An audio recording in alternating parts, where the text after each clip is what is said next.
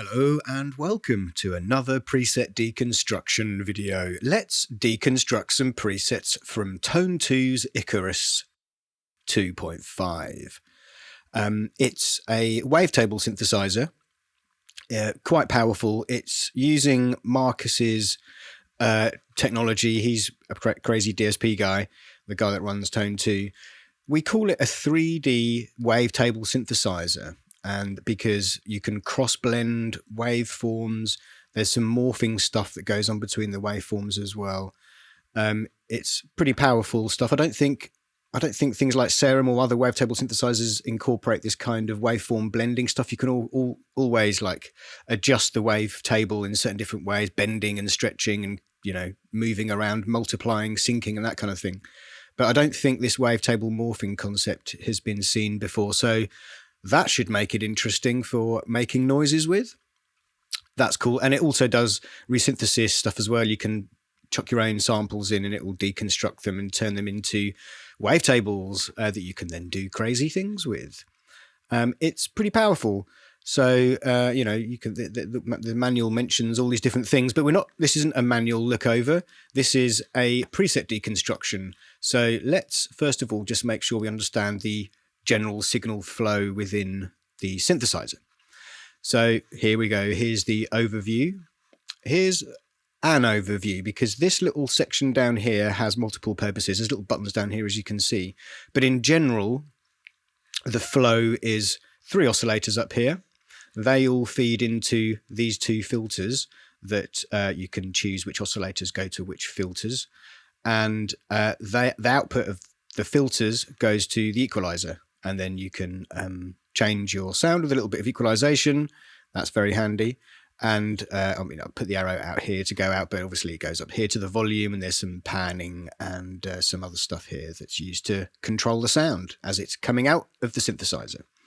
But that's the general flow. We've got a load of, obviously I'm using my standard boxes here to describe the areas of the synthesizer. These blue blocks here are envelopes and LFO sources. As you can see, we've got a pretty powerful step LFO here that's interesting. That's adjustable, create your own shapes in there. That's pretty cool. And a multitude of envelopes that can be assigned to various different things.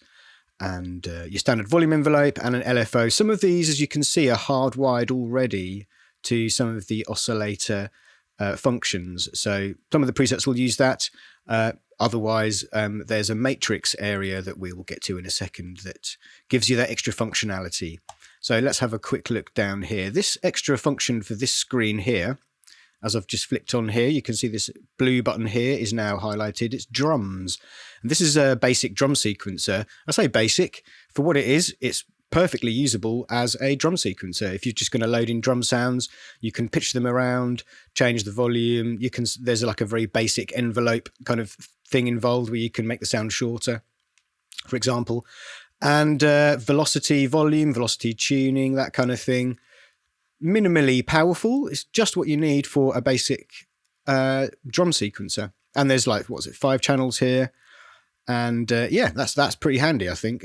The drum sequence is triggered when you press a note down. That's the general kind of function of it, like an ARP or something like that.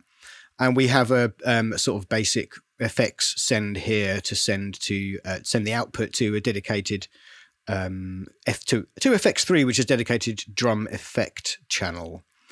So yeah, that's the drum stuff. This goes directly, I believe, straight to the equalizer, straight out. I don't think I've heard it filtered, but I could be wrong. I don't think it goes out to the filter and then out to the equalizer. I could be wrong. Let's find out. So what's the next screen here? The next one along here is the glitch window. And this is an effect, I suppose. The sound comes out of the filter. And if you have any of the glitch sequencing enabled and the little light here enabling the glitch itself, then you'll get additional fluctuations and changes to your sound, like little repeats, little stutters. You could gate the sound at different rates, stop it every bar, keep the note short, pan things around, add tremolo functions for volume variations, a little bit of filtering there, some bit crushing, so some like degradation stuff, bit crushing and sample reduction, I would have thought. detuning, which is, shoving the note around, almost like it's been sampled and sort of, it's like a tape stop kind of record slow down function, and up as well, I suppose. And here's the pitch slide as well, which does that. Actually, the detune might just be just a kind of sampled buffer that's shifting the oscillator. Let's find out. Let's see what happens when we look at some presets. The next window is the general effects window, where you can route effects to the effects window. I think by default, there's no kind of routing to say only oscillator 1 goes to FX1 or anything like that. They just sort of, the output of the filter goes through FX1 and FX2, and you have like mix functions, so you can say how wet or dry you want each of those effects. And there's a limiter at the end of the chain here, which is very handy for clamping down on your incredibly loud, uncontrollable noises. And there's also a little feedback, like a little delay here. That's not called a delay, it's a feedback little function, which kind of feeds back the entire FX area. So it comes out of FX2 and goes back into FX1 type thing. That's pretty much it for that area. I think there's a little bit of routing here, so we can say whether we want FX1 and FX2 to be serial or in parallel, and that probably affects the way that the feedback affects the feedback sounds, basically, because it will be routing through the circuitry slightly differently. And there's also a little ducking function here as well, which could be handy depending on what you're doing. You want automatic ducking in your sound, in your preset, use that. So that's the effects channel here. This is FX3 here. I should mention this is the drum kind of effect area, and there's like a load of obviously the same kind of distortions and reverbs and things like that in this column to give your drums a little bit of pizzazz. What have we got next? We've got the general, as we'd normally expect in most sequences, you have a kind of modulation screen window, configuration kind of abilities. And in Tone2 sequences, there's called the matrix. There's the modulation matrix. And it's, as you'd expect, it's a source and the amount and the target. That's pretty much it. It's that's what you need from a modulation matrix. And what we got next, we've just got one more, I think, and this is one of the other, again, wrapped in a blue square, because it's a modulation source. It's an envelope / LFO type thing. It's a multi-segment envelope generator, and you can make crazy shapes with this as well. I think there's a little preset button down here, so there'll be shapes that are already complex shapes that could be useful for you in your noise. So that's always worth clicking through them. I'm sure we'll have a look later if any of the presets use the modulation, use these MSEGs. Let's find out. I think that's the end of the overview of the signal flow. So let's crack on and look at the presets that I've chosen for this particular piece of music.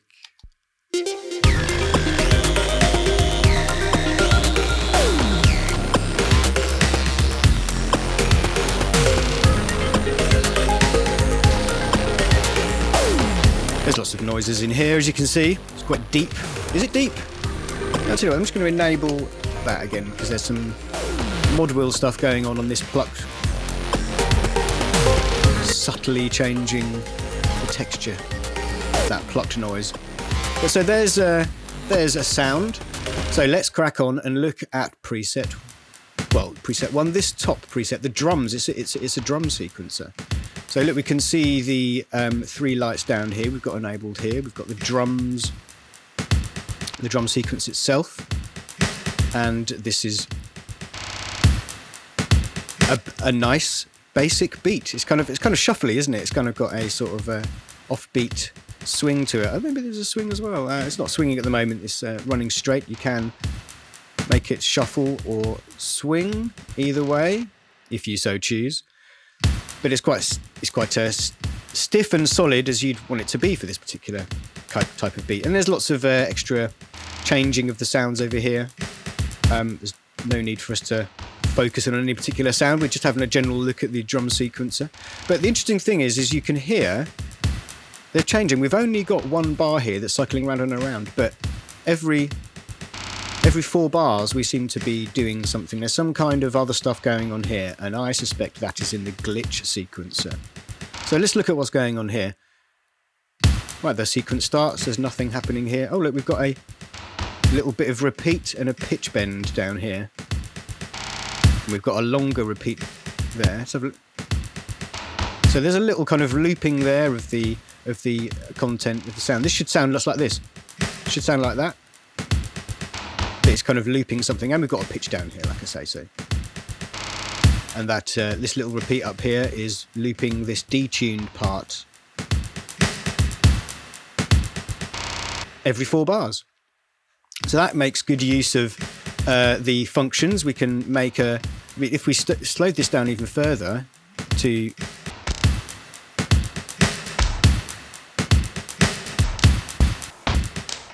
put it at an 1/8 maybe.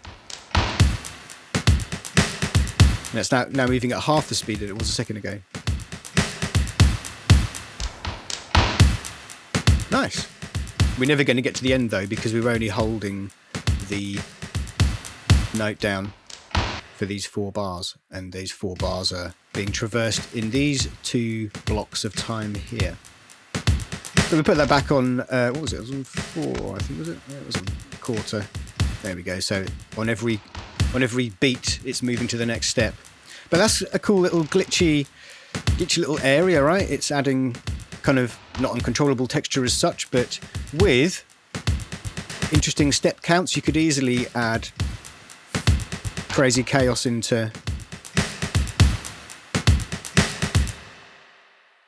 well, I mean, it's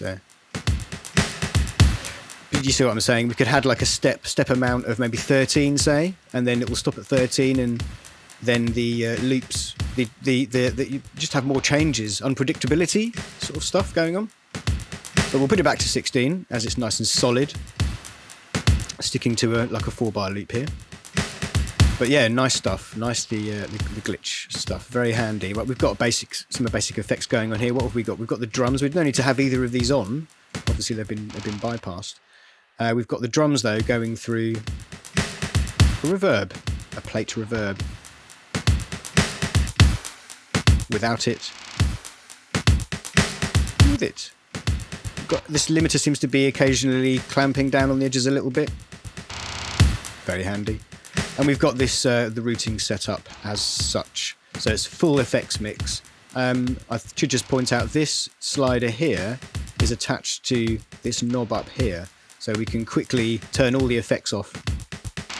Very handy for the deconstruction process, for the preset deconstruction process. And there's a duck functionality here as well, so you can pull the sound from FX3 and use it to duck another signal. I believe that's the purpose of that. But since we've got no other noises, none of the oscillators are on, so that won't do anything. But yeah, is anything set up in the matrix? Oh, okay, so we've got a mod wheel stuff happening. Look, this is the macro here is attached to the mod wheel, so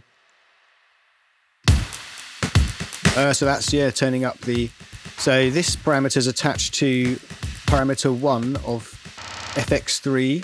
So what's parameter 1? It's the mix. So it's turning up unless the size is the mix. I suspect the size is the mix. Let's just have a quick look.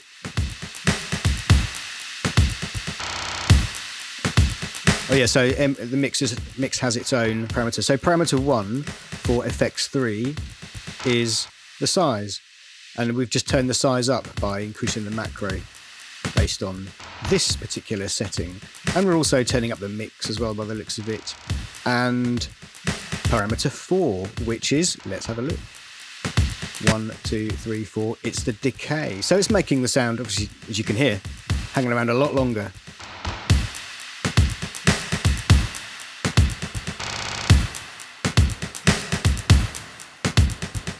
It's doing a lot of work, isn't it? That's quite handy. There you go, that's a drum loop, all sequenced within the drum sequencer.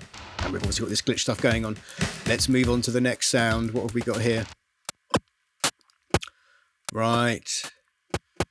So we've got a wavetable with a load of different noises in it, a load of some drum noises in it from the CR78. And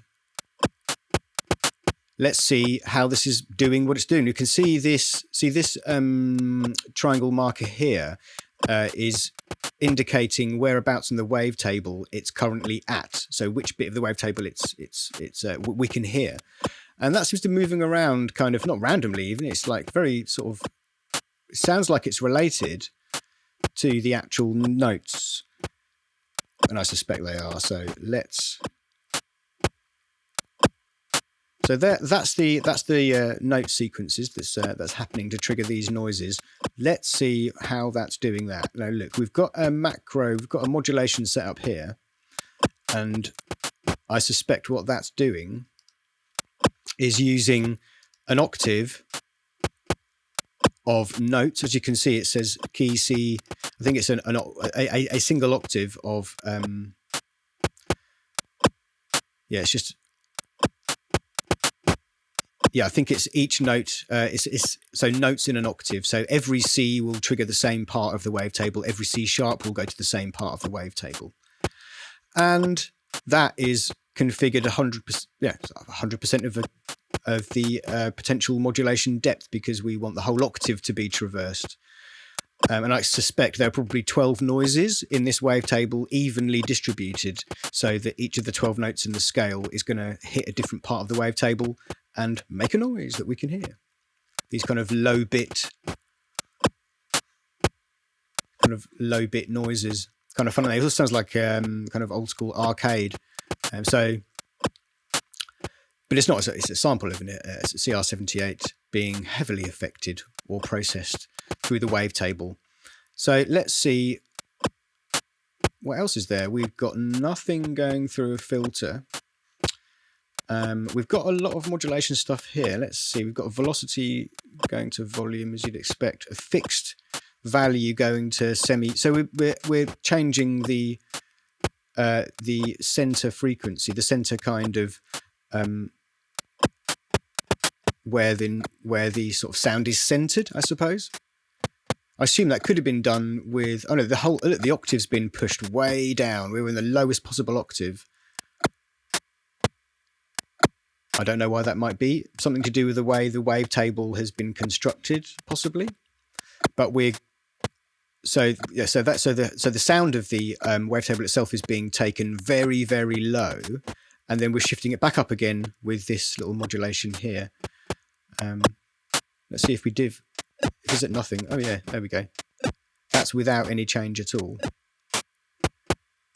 And we put it back to, I think it was 50, wasn't it? Around about there. And we've also got a inverted mod wheel configuration here to affect the cutoff. So by increasing the mod wheel, which is also the macro, we can see that this filter over here, and we can also hear the sound cutting away, cut those high frequencies. And also, I've just noticed here, we also have a pitch wheel attached to pitch extra large, conveniently for me. So let's see. I'm going to go up. Here we go. Well, that's all immediately gone. Just a tiny little clicks and ASMR kind of noises. And what happens if we go down? I suspect this will go. Oh yeah, I love pitch down noise. Ooh. There we go, fully at the bottom. Can't get any lower than that. What a weird noise. What a cool, weird noise. Like it. And the way it can be changed is kind of interesting as well. Very dry, isn't it? Let's have a look at the effects. We've got a tiny little bit of reverb going on here, not much at all. And a little bit of limiting, not much else. It's nice. It's a nice dry sound though. I can tell you, isn't it dry? So if we put them together and hear them together, a little bit of percussion, little drum layers. I'm going to put these toms back on now, or the toms on. And we're going to have a look at them. They're a bit 80s, a little bit 80s. They're called huge. And let's see I mean, most synthesist people will be able to listen to that and be like, well, it's a bit of white noise and a sine wave being pitch bent. It sounds like that. It's fairly basic. Let's see how it's been constructed in here, because there's lots of potential for little subtleties and changeness. So what have we got? Let's turn off. We can see we've got two oscillators running. Let's just turn off this oscillator, which looks like noise. It's got a noise pink over here. So we'll turn that off and just listen to what this is doing. So it's a part of a wavetable that's got, it goes from square to sine. Look, we can see whereabouts it is in that wavetable. It's not at the square end, it's at the sine end. And I can still hear noise, right? There's definitely noise. But just like some randomness, some chaos. So I think it's from this spirit function here. So we'll turn down morph, because that's adjusting. That's a lot cleaner, isn't it? Tell you what, as well, we're going to just turn off the effects and get the dry sensation. So we put that back on sine again. And so, yeah, you can hear this spirit function is... And you can see it affecting the wavetable as well. It's adding whatever crazy chaos and noise to the sound, which is handy because now there's noise on that sine wave. So let's have a listen to the actual noise. That's quite short.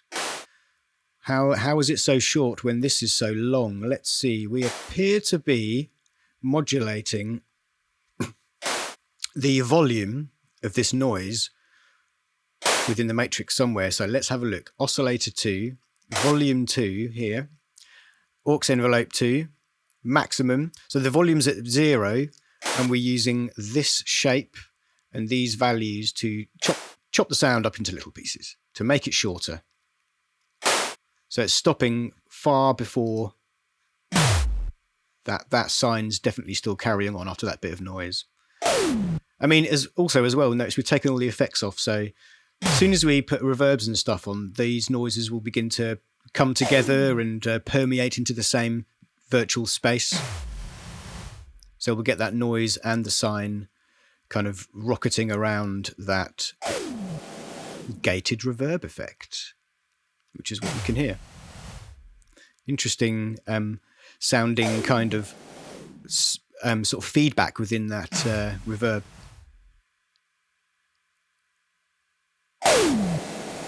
Nice.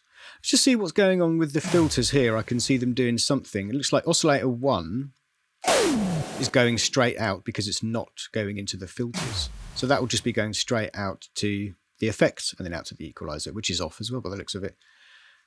What's going in here? We've got 2 going in here. Filter 2, oscillator 2 is going into both filters by the looks of it.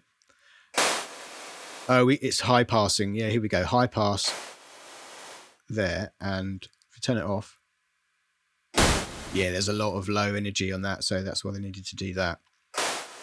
Just going to look at this low pass. What's going on here? Nothing. Okay, so yeah, there's definitely, you can see it moving because there's some kind of modulation happening on each of the keynotes. Let's have a quick look in here. There'll be a filter, if there's anything filter related here. Filter envelope amount here. And that's being driven by this setting, which if we take that decay down to 0, not much, or you can hear the filter taking the high frequencies away, ripping them out of the noise, and discarding them like a piece of rubbish, which of course it isn't, because it's a useful part of this layered sound. So let's just reset that, and I think we covered all the bases. Have a quick look at the matrix. Anything interesting here? A load of pitch modulation stuff going on, which is, yeah, targeting, I think, saying pitch is all the oscillators. So even though there's only one making a pitch, making actual pitch tonal content, it's quite possible this is being pitched around. difficult to tell. It's white noise, but I would assume very much, well, more so that this oscillator is being affected by these 4 modulations. Oh, there's an aux2 envelope here as well.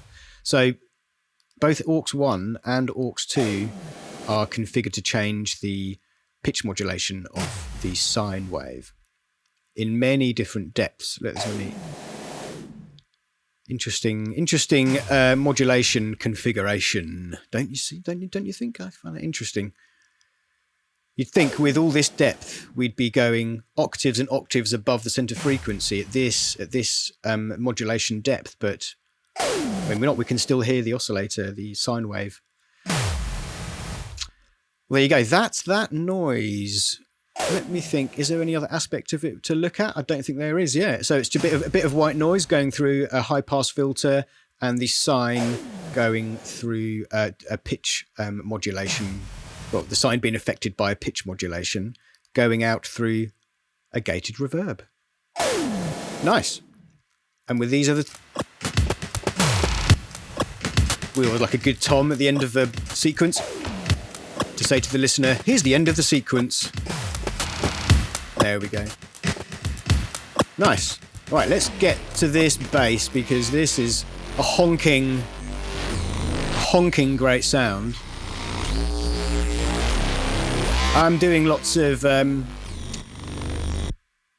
mod wheel activity on it as well, so you'll see this macro. Oh, I need to change it. I need to switch to that noise. There we go. This macro function's changing thanks to this little modulation here. Just for the purposes of the track, I'm going to mute the region for the moment. That's just the region that contains the mod wheel information, which is affecting this macro knob here. But this noise is busy, so let's look at what on earth is going on here. So first thing, let's have a look at the FX and see what's going on. Okay, we've got it going through an amp sim, and it's quite a reasonable amount of drive in there, and we're boosting the bass as well. Very handy for the bass sound. But that's probably changing the sound quite a lot because it's a distortion. It's an amp simulator, so it will be, the mix is only on 40%, but we're still getting a lot of change, I suspect. So let's just, I'm going to hold a note down. Ooh. In fact, I'm just going to play the sequence. Let's just play the sequence. And oh, there we go. That's doing a lot of work, isn't it? A lot of width and girth, a lot of weight. Prior to that, you can almost hear what the sound's constructed of. It's a kind of heavy, distorted low thing and some high content. So let's explore that. I'm going to put that back on and use the effect mix knob to turn that off.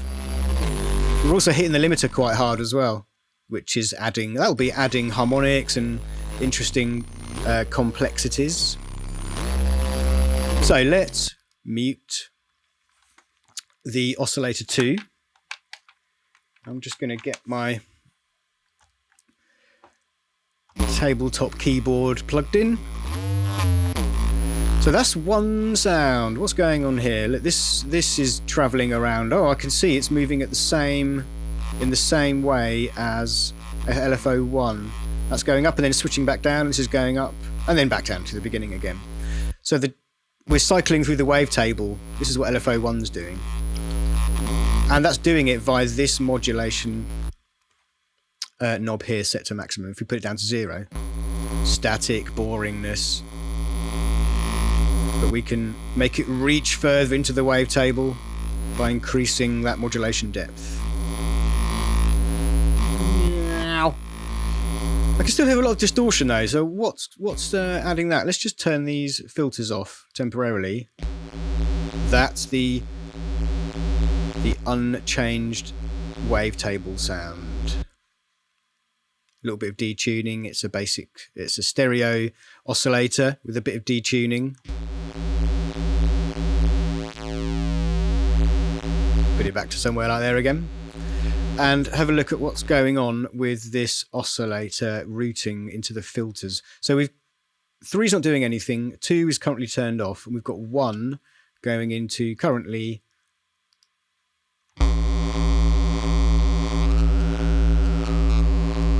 doing that to one bit of the sound, which is an interesting thing because I'll tell you what's interesting.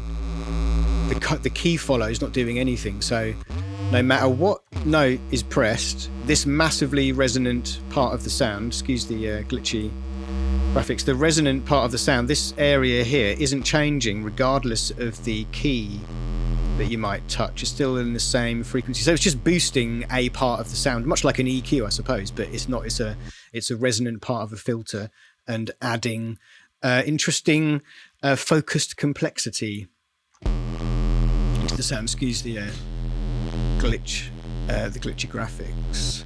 We've also, I can hear there's a lot of noise going on, isn't there? There's this drive is doing a lot of work. It seems to be modulated as well.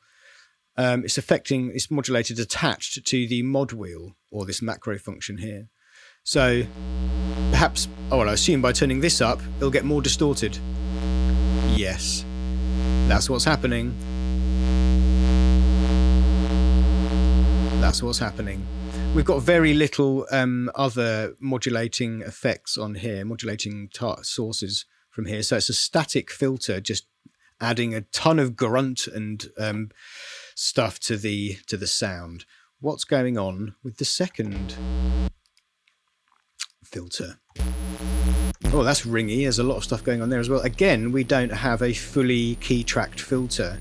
We aren't following the keys, so the resonant frequency, the overtones that are being exaggerated, the part of the spectrum that's being exaggerated because of the the highly resonant filter is changing, but really not very much. If we wanted it to track to the keys, we'd set it to 100, but it was set to like 11 or something, wasn't it? So it's just changing a tiny little bit, and you can hear the high whistling that's going on there. That is the sound. It's very high tone. Should we add a filter? Let's just look at it in here. It's that's not changing no matter what. No matter what note we press, it's really not changing at all.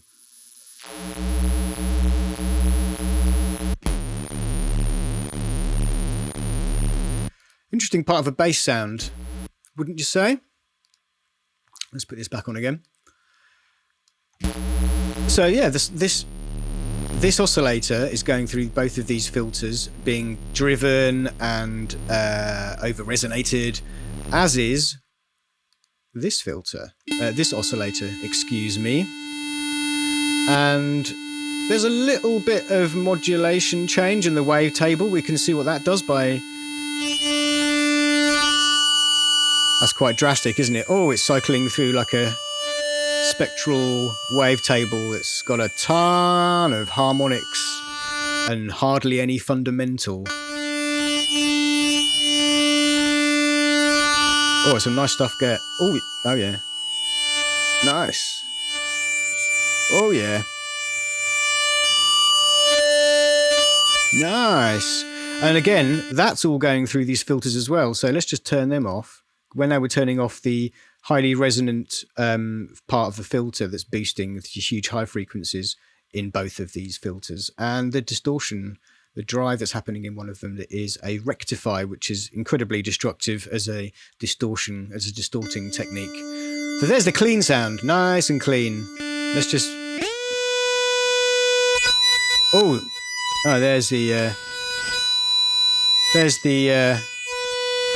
there's the dog music. Let's turn this one on as well. Oh, that's doing a lot of high frequency work, isn't it? This is going to go crazy through it. Yeah.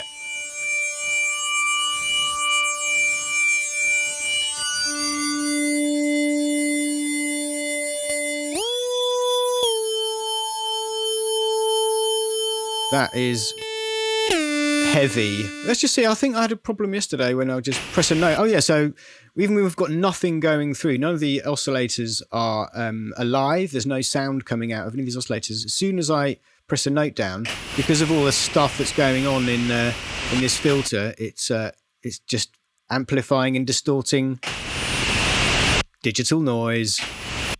Crazy. So that's a beefy bass noise, isn't it? Let's just get it back to how it was. And both oscillators now alive. Mod wheel active. Filters resonating and distorting. A little bit of amp distortion going on. Heavy limiting.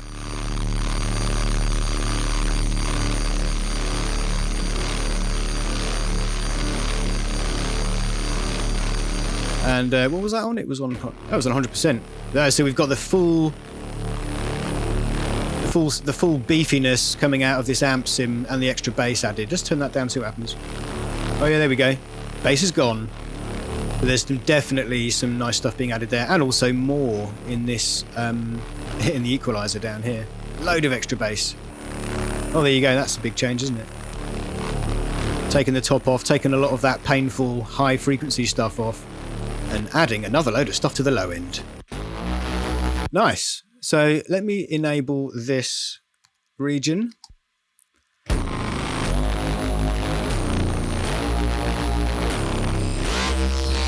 And in isolation. Oh, there's a lot of stuff going on there, isn't there?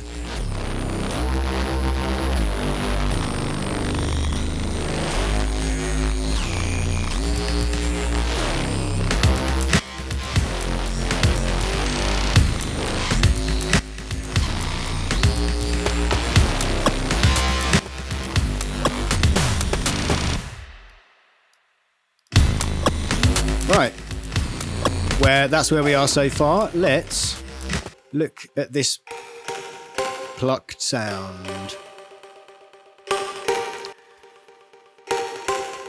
This is nice, isn't it? Right, so all three oscillators are being used here, as we can see. Well, they're all on. They're all going through the filters. Let's see what's going on. First of all, let's turn down the effect mix. See what's going on there. Have a look at the effect box. Oh, okay, we've got a reverb and a delay. And they're in serial. So it's one after the other. Reverb into the delay, which is not something that's normally, I don't want to say recommended, but it's like, normally you go delay into the reverb because you want the delay of the sound to go into the space. But why on earth wouldn't you stick a reverb before a delay and delay the reverb? Riddle me that. There ain't no rules in this. Do whatever's right. So that's what we've got here. We've got a reverb going into the delay. But we'll just turn it down for the moment, and it's also hitting that limiter a bit as well, obviously. You can see that little clicking there. Right, let's go through these oscillators.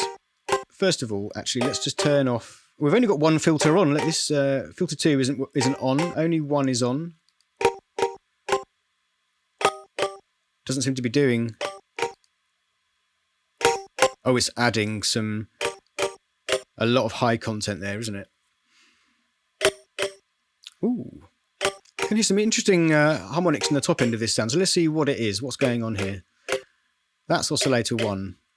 It's a resynthesized sound that I suspect we're running.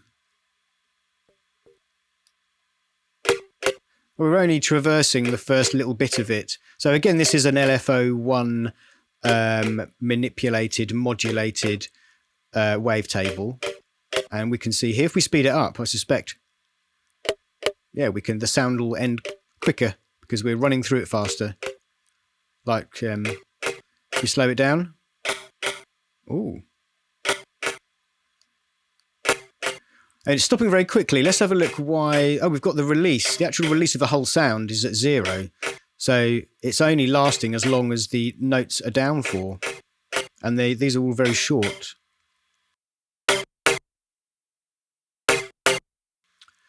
So let's speed it up again. And let's just reset the sound. So we've also, it's being kind of processed. It's going through this hyper stereo sort of duplication, unison kind of effect. Oh, I think I just, there we go. It's hyper stereo 4, wasn't it? So it's wide, That's super detuned. That's not very detuned. It was about halfway, wasn't it?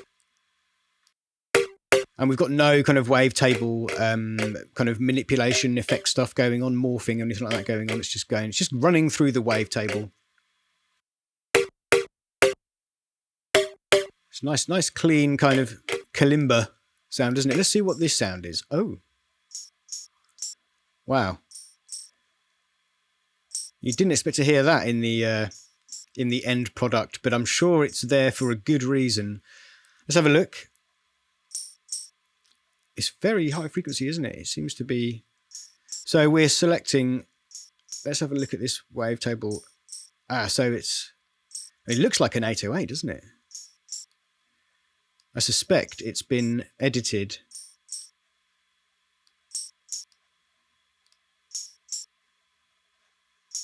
In here somewhere. This is the edit window where you can muck around with your wavetable and change aspects of it.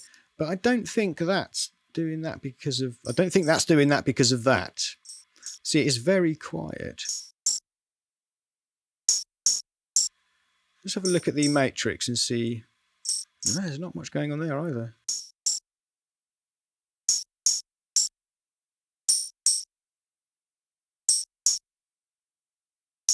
I'm just going to have to assume that's what that wavetable sounds like. It's running very high. Let's put it down. Oh, there we go. It sounds more like like a pitched kick drum or one of the toms from a 808, doesn't it? But it's running so high, it just ends up being like texture, like leaves falling in the background rather than someone shouting in your face. But it's adding a little bit to it. If it wasn't there, sounds like it's missing something, but it was very low in volume. So let's put it back down to where it was. Very basic sound, nothing else going on there, really. What's this last wave here? That's a big, obvious fundamental there, isn't it? Underneath. Kind of adds a bit of... kind of centers it a little. And then this hasn't got much going on either. It's quite a basic shape, kind of sine, two sine waves.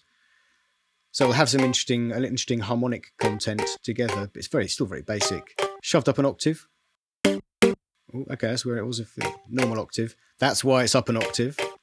No extra modulation stuff going on here. What have we got in the matrix? All we've got set up is FX1 and FX2. FX1 is being affected by AUX, by this envelope. So what's FX1 mix? It's the reverb. So it's pulling that back from up back to where it is. So it's kind of more, it's pulling back.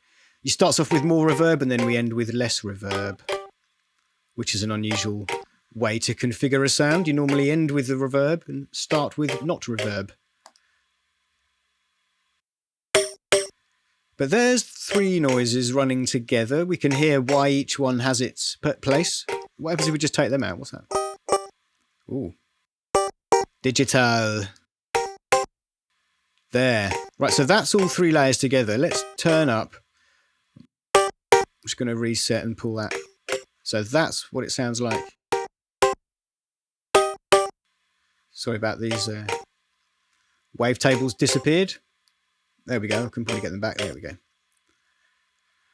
So what have we got going in the filters? Anything interesting going on down here? Oh, so they're all going in to filter 2's off, filter 1's on. We're just adding a little bit of fixed high frequency content again. The key trackings, so the filter cutoff isn't being affected by the notes that are being pressed. We're just boosting up that area. As you can see what happens classically when you increase the resonance of a filter, it will boost the area that the oh,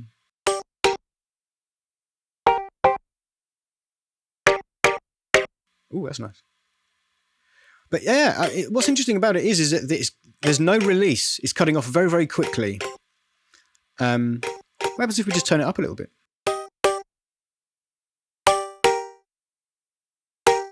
I mean, I don't know. That's what that sounds like. Is this better than that? Could well be. What was the initial position of that? It was 100%. But what happens if we turn that up? Can't really hear the change.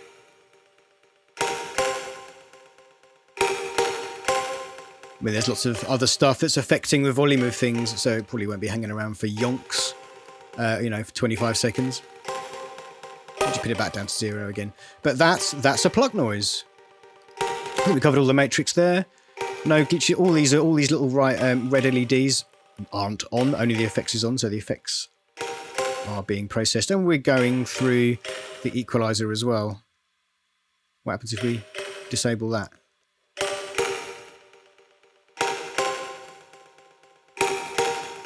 Adds some space and cool stuff to it, so that's probably why that was on.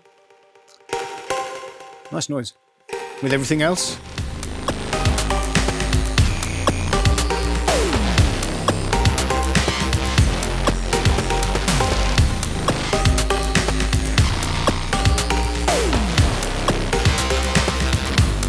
cool. Right, let's look at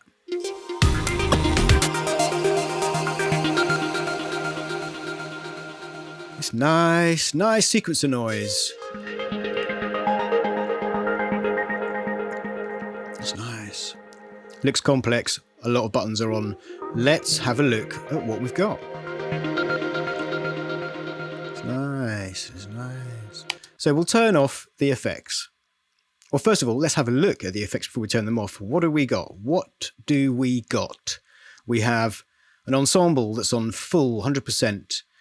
The routing, as it says here, look, we can see the left channels going through the ensemble, the ensemble effect, and the right channels going through, well, effects 2, which is a ping pong. And I'm guessing it goes through the effects, and then these effects are then sit in the middle of the stereo spectrum. So they sound stereo. So they sound as if they're in the middle, and like you wouldn't put a ping pong over only processing the right signal and not have the ping pong going ping ponging to the left and the right. You wouldn't have the ping pong only being heard on the right. You'd have the ping pong delay going backwards and forwards, because that's what a ping pong delay does. It goes from left to right and left to right, as you probably know. And the ensemble effect is a stereo kind of like a chorus with some extra sort of different kinds of modulation of the delay lines that are part of that effect. And if that was only on one side as well, it would sound quite strange. So let's have a look at the panning here. We've got some panning stuff going on here. Right, look, oscillator 1 is hard panned, as is oscillator 3 as well. Oscillator 2 is bang in the middle, so it's going through both of these both of these effect chains here, both FX1 and FX2. It looks like we're going to FX3 as well, which is interesting, because there's no drums set up in here, so it could be that we go out of FX2 into FX3 as well. And yes, when we assign a drum sequence to when we send a drum sequence to FX3, all that is that it's in position 3 of the chain of effects. It's in the last position, so it doesn't. You can't route the drums to the top of the effects chain, only to the last effect in the effects chain, which is FX3. And this is doing some massive reverb. It says infinite. Could well be infinite. Infinite, from what I understand, is quite big. So let's have a listen to what we've got. Let's turn the effects off. See how much work they're doing, because it sounds like probably a lot of work. They're doing a lot of. There we go. Oh, that's changed a lot, hasn't it?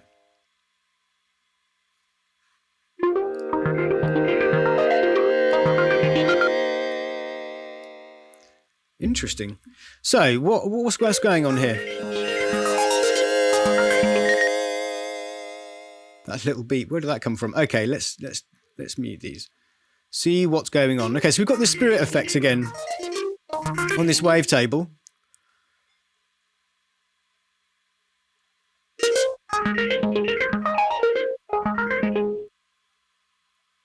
So this is just running through. I want to just see what's affecting that. Let's have a look at the matrix. See if we can see what's affecting the position. Hold on a minute.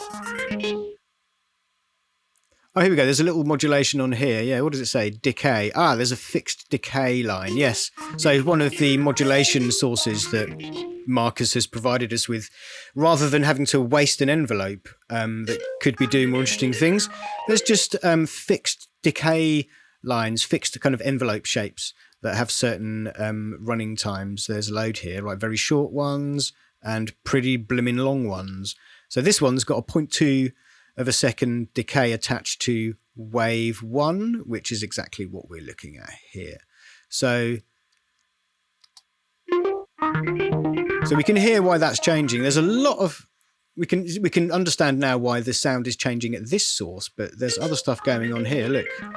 So oscillator 1 is going into filter 1, not into filter 2. Only oscillator 2 is going into filter 2. Oscillator 3 is completely dry by the looks of it. It's not going into either.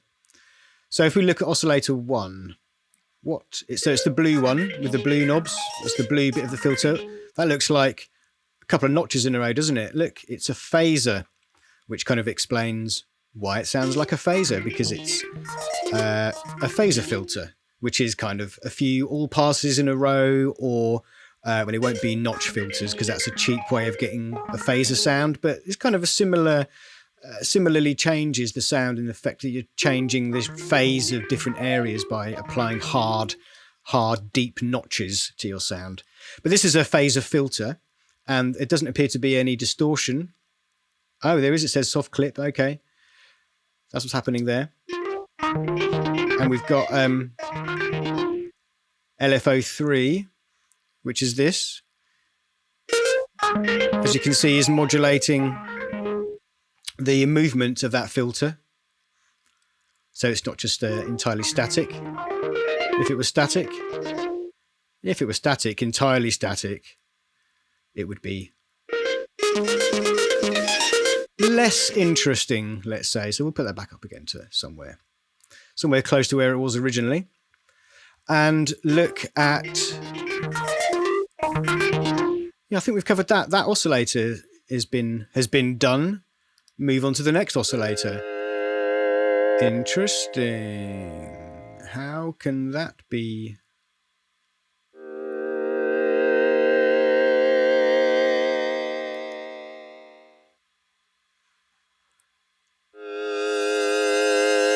This is interesting because there's an ARP doing a lot of work here, but this doesn't seem to be affected by the ARP.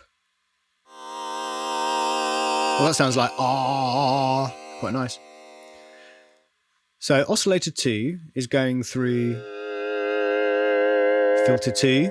And this is a physical model of a flute kind of filter. So some kind of, quite possibly a kind of fed-back delay line on itself that's inverted in the feedback, because that's how you kind of get hollow-sounding comb filters, something like that. And we can see that this cutoff filter is being affected by the step sequencer. So this little baby over here, you can see that going up and down, and it's the red line over here that's the shape of the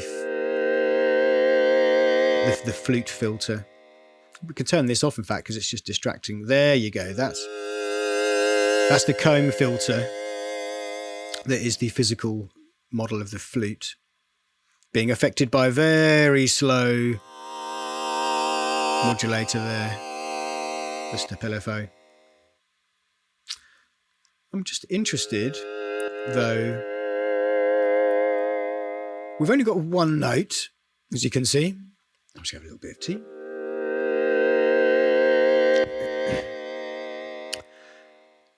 But I can hear a chord. I can hear a chord, you can hear a chord. There's only one note playing, so where's that chord coming from? It's coming from here, from the kind of layering unison kind of effect, which is an interesting, powerful part of Marcus's synthesizers, having this kind of chord tracking stuff that automatically just creates harmonic content in like easily. In a way, so what have we got? We've got stack 4-3. So if we put it to, let's just go run through these and see how increasingly more complex.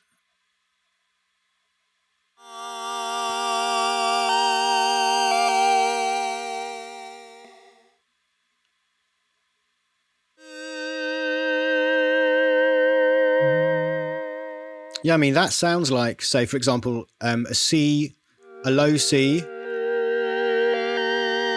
and an A. So it's kind of a sixth. This was on 4, no, it was on 4-3, wasn't it? Oh, that sounds a bit out of...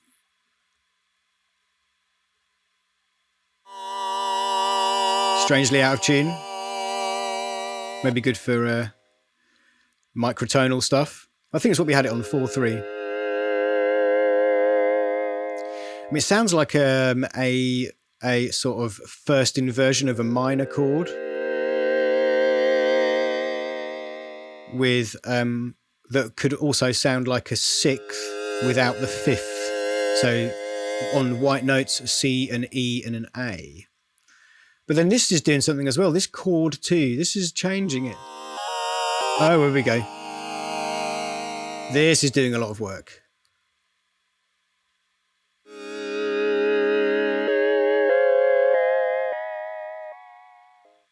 Changing the waveform to add other notes into it.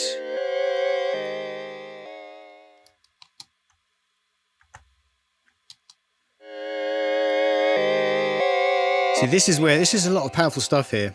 Lots of powerful stuff up here. But that explains how we've got this major sixth chord coming out of just a waveform. Pretty cool. And let's just see where it's going. Filter-wise, we are going through... oh yeah, the physical flute. So let's just muck around with that for a bit, see what that does. What are we attached to? The step sequence. Oh yeah. Let's do some extreme... yeah, I mean, it sounds like a kind of a comb filter that's doing an inversion of the sound before it feeds back.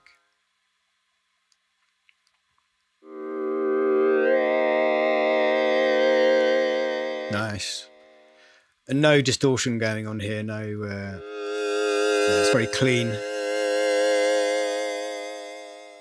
No other tracking or anything. So it's just affecting the whole sound, much like a kind of moving EQ might, but it's a comb filter. Oh yeah, that's kind of vocally, isn't it? Nice. All right, let's have a look at this last oscillator here. So I'm like, what is going on here? How come?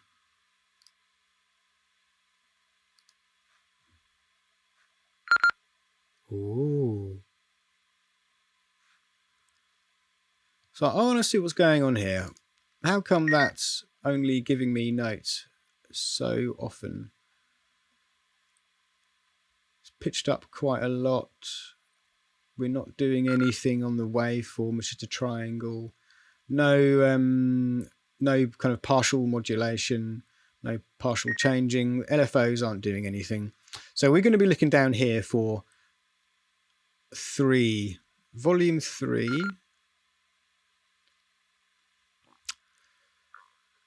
Matrix 3, MSEG1. So we've got this. Here we go.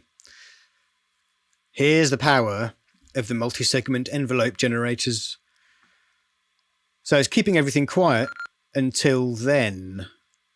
So if we look back at the matrix again, we've got MSEG1 affecting the volume of 3. So this is affecting matrix slot 3, and this is matrix slot 3. And basically it's turning up the volume of matrix slot 3 when it gets to these positions and you've held it down for long enough. If you don't hold the note down for long enough, it might never get to this position. That's an interesting way of using an MSG, isn't it?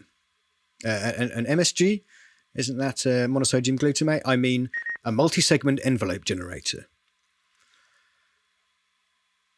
So there's a lot of other stuff going on in here. Let's have a quick browse around.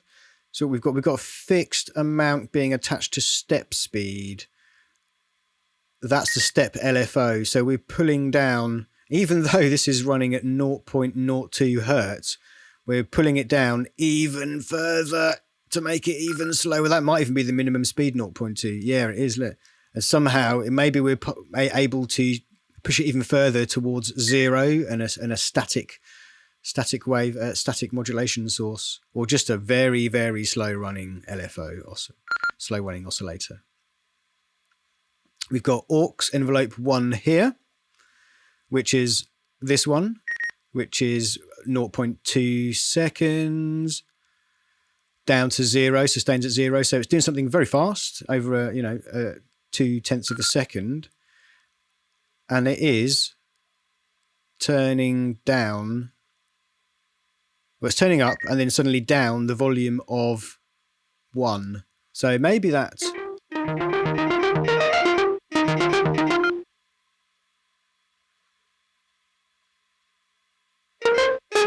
I mean, there's definitely a pluck going on.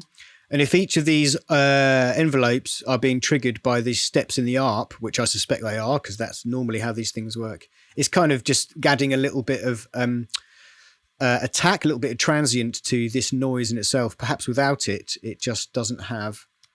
Is it envelope 1?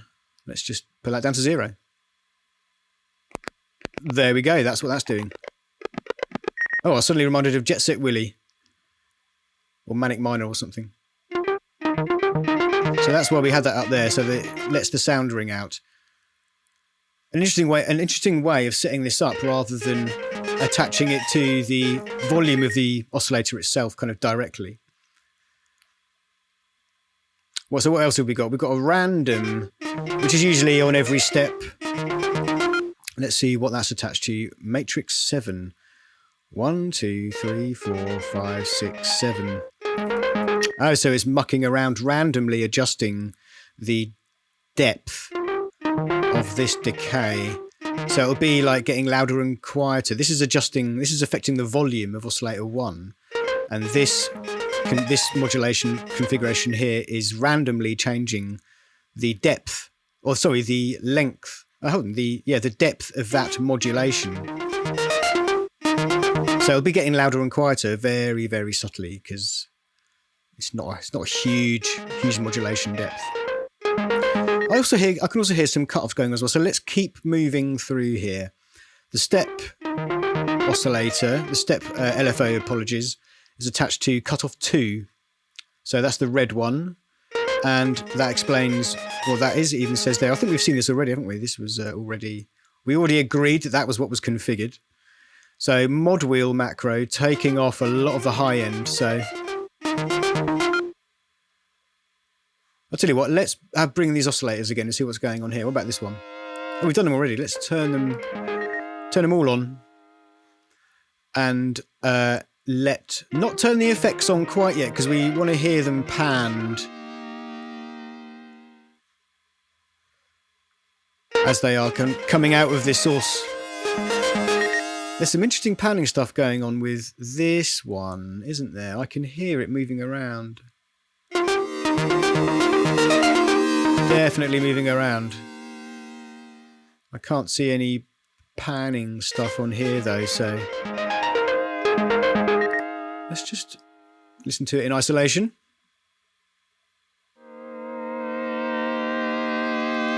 It's completely mono. How interesting.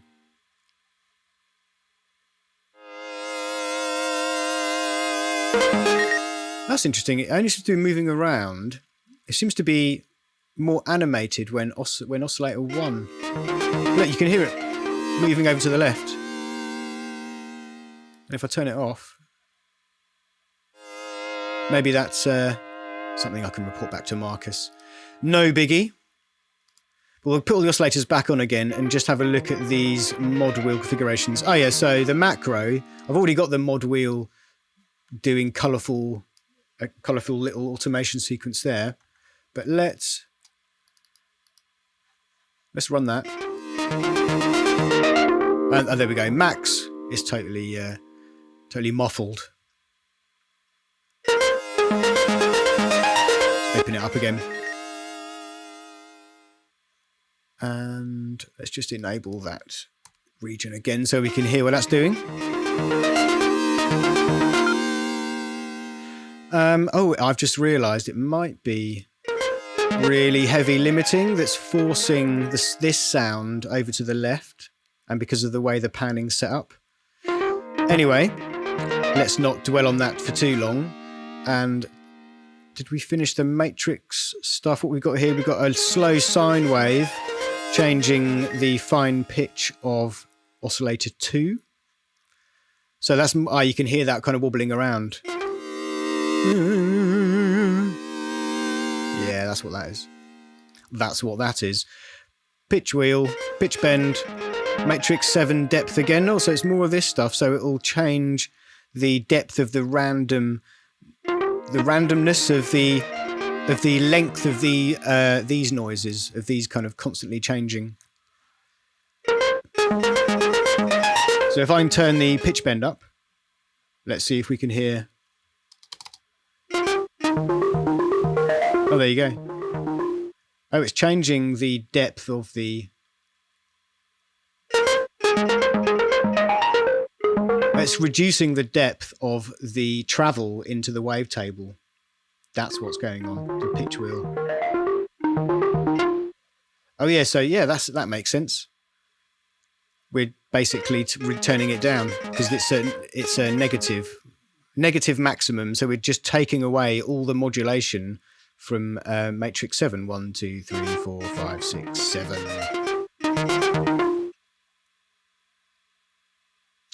And we've got a fixed value changing the volume. That may be to counter for some other volume changes in the sound. And we've got aux 2, yada going to matrix 2, which is this one. So that's a very slow start. So it takes a while for it to hit in. It won't happen. This is dependent on holding a note down because the fast-moving arpeggiator notes just aren't around long enough for this to make any difference. So it does need it's more responding to held down notes, like the notes of the actual region, which are held down quite a long time.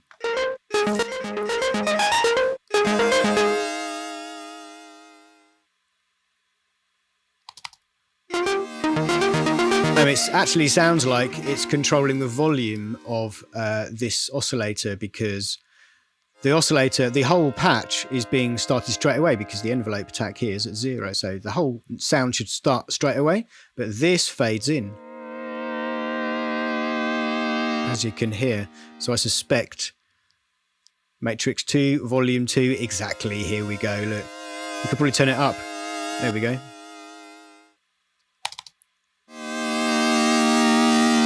We don't want it that loud because that's not what the patch was configured to do. So here we go. Let's just reset again. And I'm going to turn the effects down. And if I slowly turn the effects up,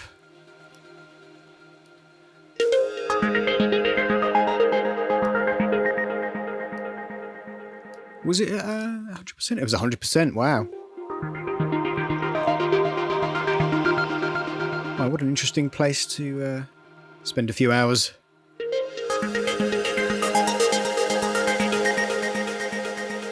Nice. Well, that's that sound. I think we covered everything in here. What a beautifully deep and complex sound. And we're going to end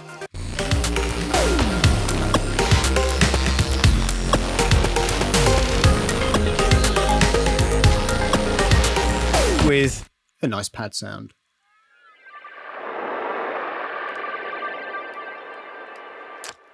That sounds different to how I had it initially, so I'm going to reset that.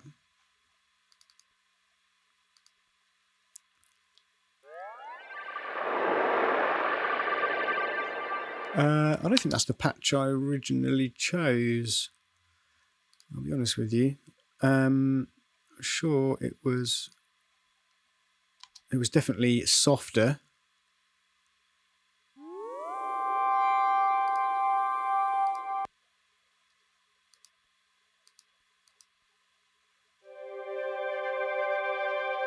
I think it was this actually, yeah.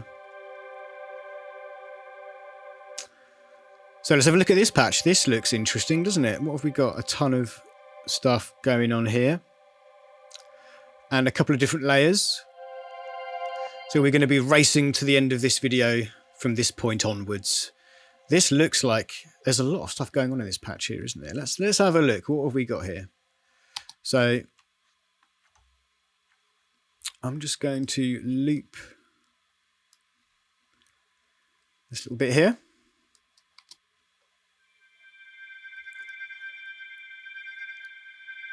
Turn it up a bit so.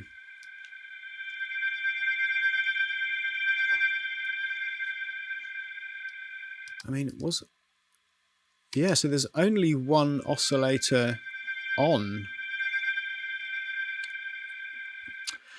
And it's a saw oscillator. We can see what's moving it around.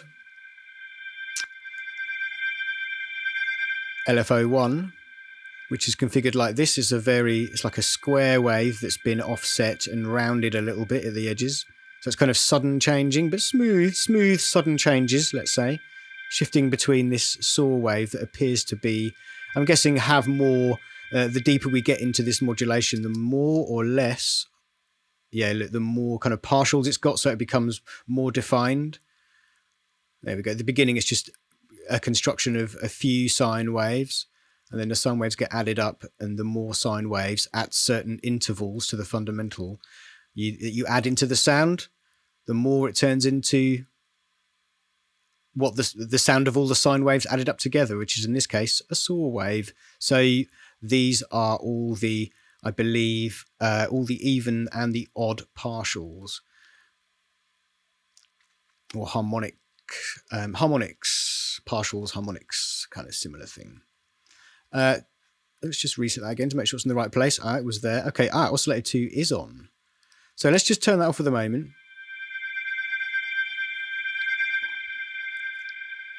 I'm just going to shorten that so we can hear it. And okay, so let's start with the effects. And I mean, there's not much going on there. Got a smart unison. That's an interesting name for an effect. I wonder how smart it is. I've really got no idea. But it sounds like it's adding a heck of a lot of thickness to the sound, which is tricky at high frequencies.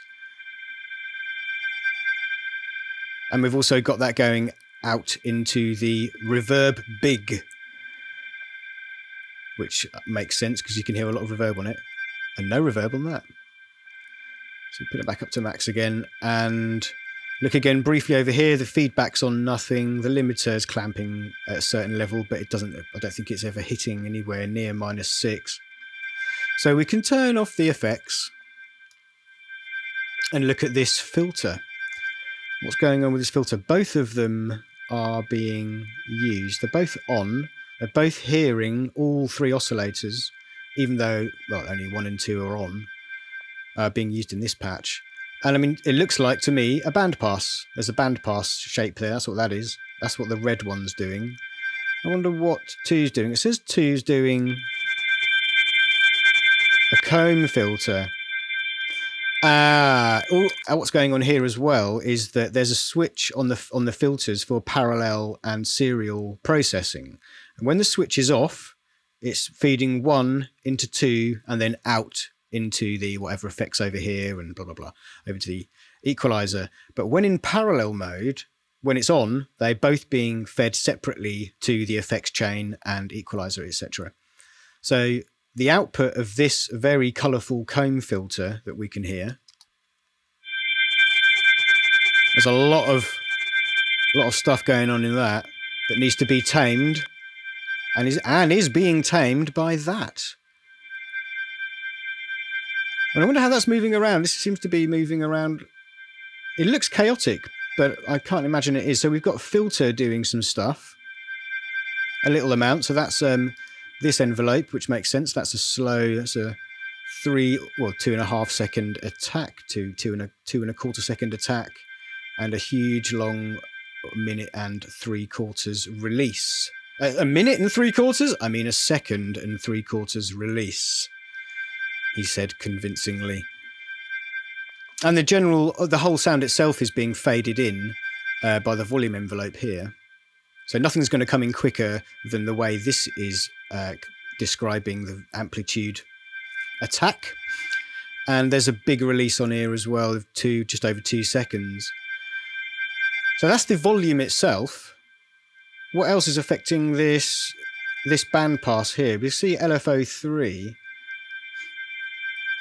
Let's have a look at LFO3. Oh, interesting. That looks like a kind of random shape, does it not?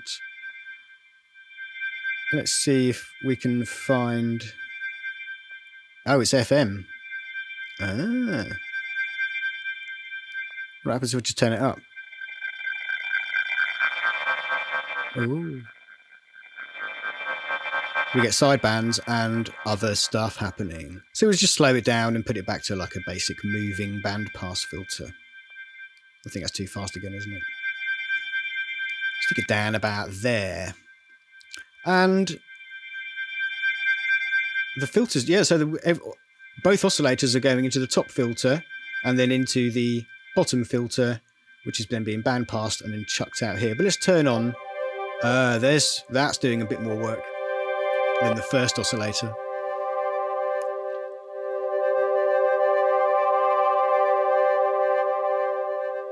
And this particular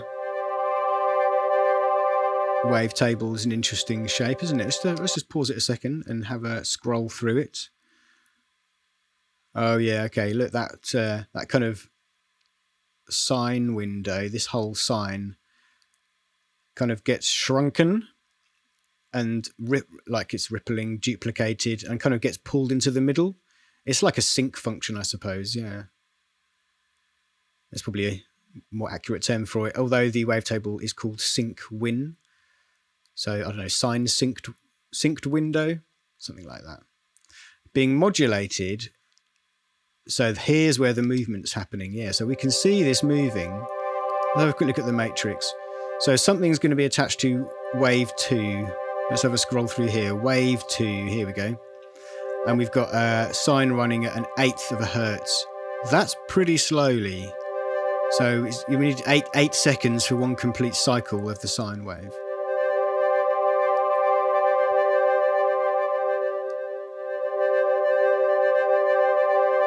It's funny, all the little fluttery stuff that's going on, I think is a product of this. I was going to say it's a product of the comb filter, but it's quite possibly... Oh, hold on. I can hear kind of distortion going on. Yeah, right. There's distortions complexifying the kind of the purity of the sound. Well, hold on a minute. We've got FX mixers on nothing. Okay, let's see.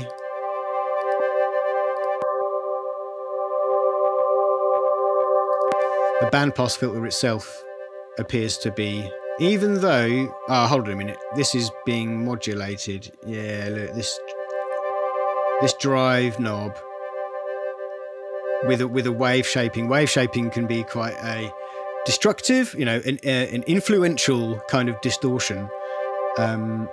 It can do a lot of crazy work, but this doesn't seem to be doing much, but it's definitely doing something. So let's have a look. What was distorting? What was modulating it? It said the filter envelope. So, okay. So as the filter opens up, it's being affected very slightly. The filter's being opened by this and the LFO stuff over here, and LFO3 in this FM window over here. And it's also opening up the drive, so we're getting the distortion.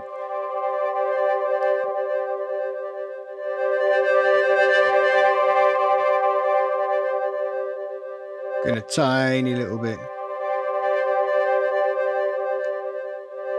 Kind of explains why it sounds kind of not gritty, but you can hear the harmonics interfering with each other, and kind of overriding. But that explains why it doesn't sound as clean as I thought it would. If we take the filters off, then we do get purity. But this was the sound, that wasn't the sound, this was the sound. But also we've got another octave on top of it with this sound. And they're both going through this comb filter, kind of negative polarity comb filter. Kind of like the physical modelled flute filter, but not quite. Both going through filter 1, hitting filter 2 and being band passed and then out into this crazy effect show here. So let's turn the effects up. Ooh. That's just adding a lot of space and stuff to it, isn't it? The multiband distortion isn't even on, but this may be being touched, or affected by the matrix. So let's have a quick look. What's it called? It's it's a FX1 mix. Can we see any FX1 mix? So it's being, well, there's two FX1 mix as well as being affected by aux envelope 1. By that, it's also, so the mix is being turned up at the same rate as this is going up. It's the same rate as aux 1 is affecting some other things as well, and also the negative key tracking modulation set up on FX1 mix.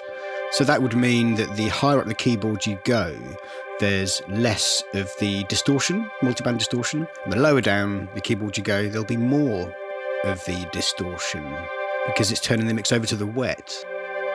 Oh, we've got some panning stuff going on here. So we're this is being panned around at half a hertz, so once every 2 seconds.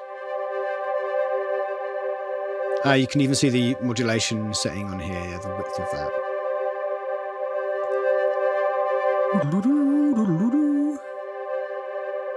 It's nice. What else have we got? We've got the mod wheel / macro going to matrix 10. So let me just count these again. 1, 2, 3, 4, 5, 6, 7, 8, 9. 1, 2, 3, 4, 5, 6, 7, 8, 9, 10.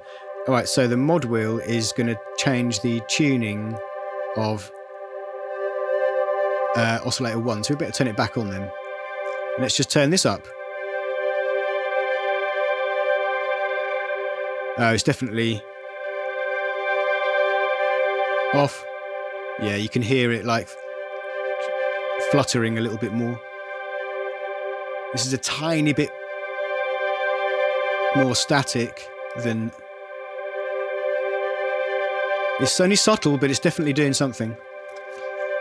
And what have we got else? We have... Oh, this modulation wheel matrix stuff is also affecting the depth of matrix 10 of this particular setting as well. That was 10, wasn't it? So this is affecting 11. So there's a sequence of modulation sort of configuration here where one affects the other, which affects another. So this is only going to affect this 9, 10. This is affecting 10, and then this is affecting 11, which is that. So the mod wheel here is going to reduce the effect of this modulation configuration, this modulation definition, which in turn is reducing or adjusting the depth of this modulation configuration. So many words. I think, yeah, that covers those. We've got mod wheel affecting also the overall volume by the looks of it, which is an interesting configuration. Why would you do that? Let me see.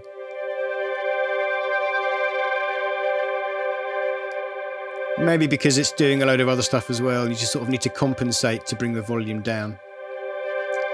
All the other stuff. Oh, right, we've also got detune affected by aftertouch. So detune of both of those oscillators. Let's just play a nice chord. Okay, and I'm now going to press deeper into it to get some aftertouch. Oh yeah. Yeah, it's definitely... You can hear that kind of... There's wobble and everything going on there. That's clean. Just added a sixth in. Wobble, wobble, wobble. Clean, clean, clean. Yeah, so I think that covers that pad patch. We've gone all the way through the configuration, the matrix configuration. And I think that covers this whole... all the patches included in this particular sequence of events, in this particular little track that we've created here. So I'm just going to let it run again.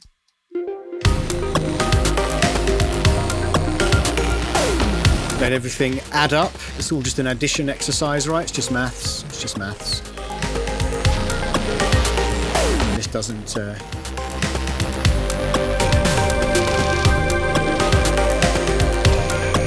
Nice. There we go. I hope you learned something from examining these presets. It's an interesting synthesizer, I'm sure you'll agree. Drum sequencer, the glitch sequencer, those are cool things.